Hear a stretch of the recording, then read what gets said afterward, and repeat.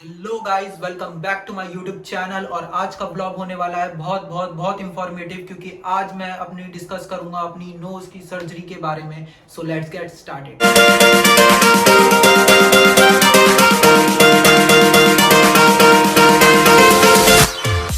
तो गाइस, जैसा कि आप लोग जानते हो कि कुछ दिनों पहले ही मेरी नोज की सर्जरी हुई थी, जिसमें कि मेरी दो सर्जरीज इंक्लूड थी।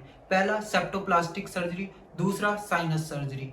सो बेसिकली सेप्टोप्लास्टिक सर्जरी क्या होती है? सेप्टोप्लास्टिक सर्जरी वो होती है कि जब आपकी नोज की बोन, जो हड्डी होती है, वो बढ़ जाए या टेढ़ी हो जाए, तब कराई जाती है। मुझे याद है कि जब थर्ड फोर्थ क्लास में मैं खेल रहा था, तो तब एक्सीडेंटली मैं दूसरे बच्चे से टकरा गया था और उसका हेड मेरी नोज पे लग गया था। तब से मेरी नाक की हड्डी टेढ़ी हो गई थी। बेसिकली साइनस मुझे पहले से नहीं था, वो अभी हुआ था। कुछ टाइम पहले ही अचानक से मेरी नाक से पानी निकलना स्टार्ट हो गया था और मुझे छींकें बहुत आना स्टार्ट हो गई थी। उसके बाद तब मैंने केमिस्ट से मेडिसिन ली। केमिस्ट को अपना हाल बता के उससे मेडिसिन ली, तो उससे वो नोज से पानी निकलना तो बंद हो गया था और छींके आना भी कम हो गई थी। लेकिन मेरा उसके बाद से एक साइड, नोज की एक साइड ब्लॉक्ड होना स्टार्ट हो गई थी। वहां से मेरा साइनस स्टार्ट हुआ था बढ़ना। तो बेसिकली साइनस आपके इन दो भागों में और इन दो भागों में होता है। और मेरा इन यहाँ तक साइनस था जब मैंने सिटी स्कैन कराया था अपना। मेरी सर्जरी 11 सितंबर को हुई थी, जो मैंने मैक्स हॉस्पिटल देहरादून से कराई थी। तो मेरी जो डॉक्टर थी इरम खान, उनका मुझे सर्जरी से पहले एक दिन पहले ही कॉल उन्होंने कर दिया था और मुझे बोला था कि आपको सुबह खाली पेट आना है, क्योंकि सर्जरी से पहले कुछ टेस्ट होते हैं जो एनेस्थीसिया के डॉक्टर करते हैं आपका।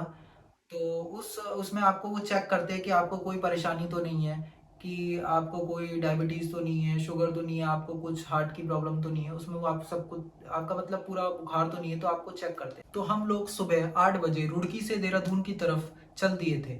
मेरे साथ मेरी मम्मी और मेरे भैया भी थे। वहां जाके हाँ, हमने एनेस्थीसिया के डॉक्टर को दिखाया। और गाइज, मैं बता दूं कि मेरी सारी जो पहले टेस्ट जो होने थे वो मैंने सब पहले ही करा लिए थे, जिसमें कि ईसीजी, सीबीसी और चेस्ट एक्सरे, सिटी स्कैन, ये सब मैंने पहले ही करा लिए थे। और ये सर्जरी से पहले कराना कंपलसरी होता ही है, मतलब आपको कराने ही कराने हैं ये सारे टेस्ट। ठीक है। उसके बाद ऑपरेशन से पहले मेरे को एक बोतल ग्लूकोज की उन्होंने लगाई उन्होंने।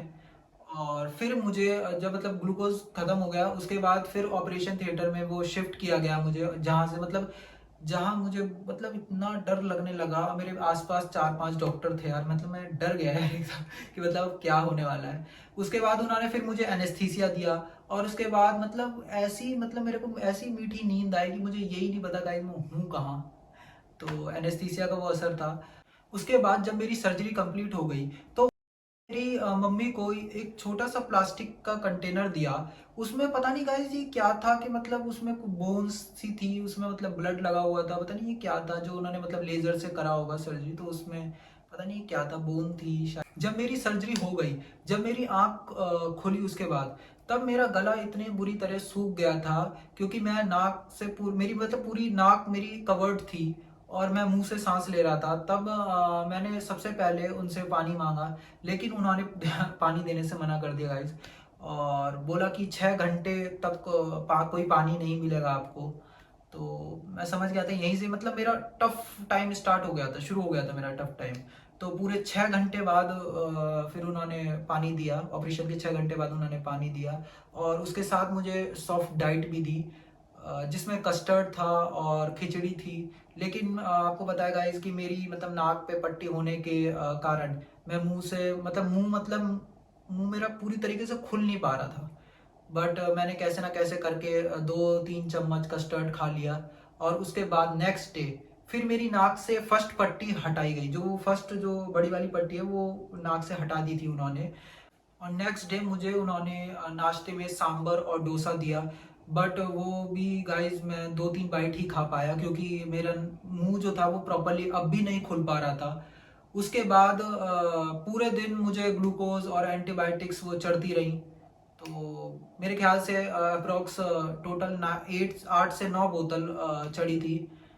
उसके बाद गाइज उस दिन शाम को एक और पट्टी जो नाक में थी मेरी, वो उन्होंने निकाली। और उसको वो पट्टी क्या गाइज मैं आपको बताऊंगा, वो इतने इतने यहाँ कॉटन के बंडल उन्होंने, मतलब एक टाइप से कवर्ड था, वो पूरा यहाँ तक उन्होंने बंद कर रखा था। तो वो उसका जो तागा था, आप देख पा रहे गाइज कि मतलब यहाँ तक उसका जो वो तागा उन्होंने यहाँ सेट कर रखा था।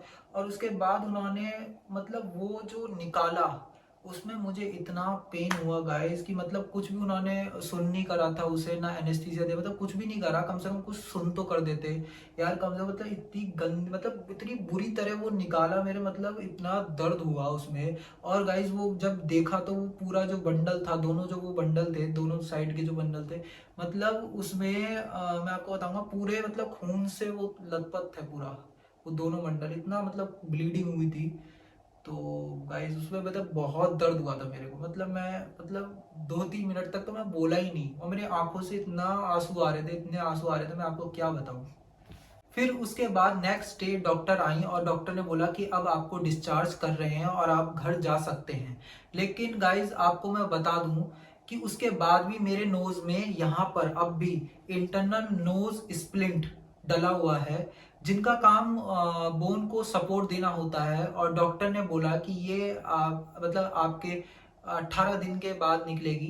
तो जो जो गाइज अब भी मेरी नोज में है, मैं आपको बता दूं, अब भी जब मैं बोल रहा हूँ तो उसमें आप डिफरेंस देख सकते हो। मेरे बाद मेरी मेडिसिन अब स्टार्ट हो गई है और मुझे ये बोतल भी दी है गाइस, जिससे कि 6-7 बार दिन में क्लीन करना पड़ता है नोज को। और मेडिसिन भी चल रही हैं, जिसमें नेज़ल स्प्रे भी कई सारे दिए हैं, उन्हें करते रहना पड़ता है बार बार।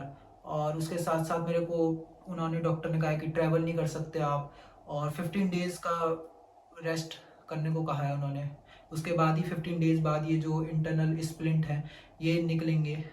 और उसके बाद गाइस जो डाइट है, डाइट के लिए मेरे को रिच प्रोटीन डाइट उन्होंने बोला है, कि जिसमें कि मुझे छोले, राजमा और पनीर और लोबिया, सोयाबीन, तो ये सब की मिक्सचर करके एक मतलब सूखी एक डाइट होती है ना, उस टाइप की डाइट उन्होंने दी है कि आपको सुबह खानी है।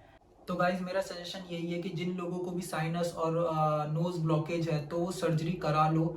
मैंने देखा है कि जिन लोगों को भी ब्लॉकेज है वो लोग ऑट्रिविन यूज़ कर रहे हैं, इनहेलर यूज़ कर रहे हैं। तो मेरी उनको यही सलाह है कि भाई ये ज़्यादा मत यूज़ करो। ये जो आप यूज़ जो कर रहे हो इनहेलर, ऑट्रिविन या कुछ भी आप नेज़ल स्प्रे यूज़ जो कर रहे हो, ये कोई परमानेंट इलाज नहीं है, ये सिर्फ एक टेम्परेरी रिलीफ या टेम्परेरी सॉल्यूशन है। जो एक बार मतलब अगर आप ऑपरेशन करा लोगे तो खुल के आप सांस ले पाओगे। तो मेरी आपसे यही है कि भाई जिन लोगों को भी ये प्रॉब्लम है तो गाइस प्लीज़ करा लो ऑपरेशन, इसमें मतलब सर्जरी करा लो, देर मत करो। और गाइस मुझे एक चीज़ और पता लगी है कि जिन लोगों को साइनस होता है ना, उन लोगों का हेयर लॉस की भी परेशानी देखने को सामने आई है, कि उन लोगों का हेयर लॉस भी बहुत होता है, बाल बहुत उनके झड़ते हैं गाइस जिनको साइनस होता है। तो गाइस इससे इस पूरे ट्रीटमेंट में जो मेरा अप्रोक्स खर्चा जो सारा बैठा है, वो बैठा है 1,09,000 के करीब, जिसमें कि सारी मेडिसिन इंक्लूड हैं और मेरा मील भी इंक्लूड है जिसमें, और सब चीज़, रूम का चार्जेस भी, सब चीज़ इंक्लूड है इसमें। तो अगर आप लोग मैक्स से कराना चाहते हो तो आप लोग, मेरी इंस्टाग्राम आईडी आ रही होगी नीचे, तो आप लोग वहाँ मेरे को मैसेज कर सकते हो, वहाँ भी मैं आपको बता सकता हूँ, कोई ऐसी दिक्कत नहीं, मैं आपको सारी डिटेल दे दूँगा। अगर आप कराना चाहते हो साइनस का या सेप्टोप्लास्टिक सर्जरी आप कराना चाहते हो, वहाँ भी उसका भी मैं बता दूँगा आपको क्या बैठेगा। तो अगर आप कहीं और से कराना चाहते हो वो भी करा सकते हो, आप कोई दिक्कत नहीं है। अगर आप गवर्नमेंट हॉस्पिटल से कराना चाहते हो वो भी करा लो। बस उसमें ये है कि गाइज आपको खुद केयर थोड़ी सी ज़्यादा करनी पड़ेगी, जैसा कि आपको पता है गवर्नमेंट हॉस्पिटल का, तो आपको खुद ज़्यादा केयर वहाँ रखनी पड़ेगी अपनी। तो गाइस फिलहाल इस वीडियो में इतना ही। अगर आपको वीडियो पसंद आई है तो वीडियो को लाइक कर दो, और कोई भी क्वेरी हो तो नीचे कमेंट में भी आप पूछ सकते हो, मैं वहां भी आपका रिप्लाई कर दूंगा। और गाइस चैनल पे नए हो तो चैनल को सब्सक्राइब कर दो, क्योंकि गाइस हमारे 200 सब्सक्राइबर पूरे हो चुके हैं, और गाइस इसको 500 तक खींचने हैं, कैसे भी करके 500 सब्सक्राइबर करा दो यार। और गाइस नया ब्लॉग जल्दी आएगा, कोशिश करूंगा मैं नई बाइक पे आए, मतलब नई बाइक जो हम लेंगे उस पे आए ब्लॉग। तो गाइस फिलहाल इस ब्लॉग में इतना ही, मिलते हैं नेक्स्ट ब्लॉग में, तब तक लिए टाटा बाय बाय।